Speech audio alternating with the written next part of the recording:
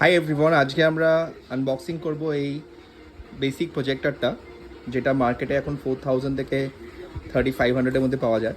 So আমরা দেখবো এটার মধ্যে কী কী আছে আর কেমন picture quality and all the staff. So quickly এটাকে আনবক্সিং করে দেখি আমরা।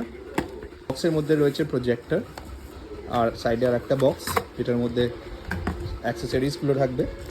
অ্যাক্সেসরিজের মধ্যে থাকবে আমাদের রিমোট, একটা বেসিক রিমোট, আর পাওয়ার কেবল। সো এটা ইনবিল্ট অ্যাডাপ্টার আছে, এখানে আলাদা করে পাওয়ার কেবলের দরকার নেই, আলাদা করে অ্যাডাপ্টারের দরকার নেই, যেটা অন্য প্রজেক্টরে থাকে। আর রয়েছে HDMI কেবল আর একটা ম্যানুয়াল। সো এটা অ্যান্ড্রয়েড প্রজেক্টর, অ্যান্ড্রয়েড 11। এর মধ্যে সমস্ত কিছু ইনবিল্ট আছে, আপনার অ্যাপ নেটফ্লিক্স থেকে, ইউটিউব থেকে বেসিক অ্যাপস ইনবিল্ট আছে। এর মেমোরি হচ্ছে 1GB র্যাম আর 8GB রম ইনবিল্ট মেমোরি, যেখানে এখানে আপনি এক্সটার্নাল প্লে স্টোর থেকে অ্যাপও ইনস্টল করতে পারেন। আর প্রজেক্টরটার লুকসটা কিছু এরকম। এটা 360 ডিগ্রি রোটেশন হয়, 270 ডিগ্রি রোটেশন হয়। আর এর সাথে এখানে রয়েছে ফোকাস কন্ট্রোলের একটা জায়গা, আর পেছনে রয়েছে কন্ট্রোলস, এখানে রয়েছে পাওয়ার দেওয়ার জায়গা আর power button, HDMI mic, 3.5 jack আর একটা USB। সো এখানে রয়েছে ব্লুটুথ, ইনফ্রারেড RF রিমোট।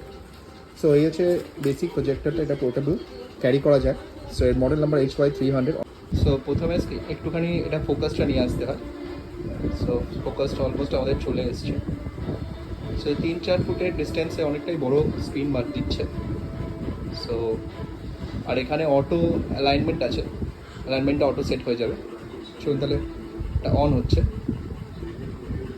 দেখা যাক এটা কেমন লাগে। সো ডেফিনেটলি স্ক্রিনটা কিছু এরকম আসছে, অনেকটাই বড়। অ্যান্ড এটা অটোমেটিক অ্যালাইনমেন্ট নিয়ে নিচ্ছে, দেখুন।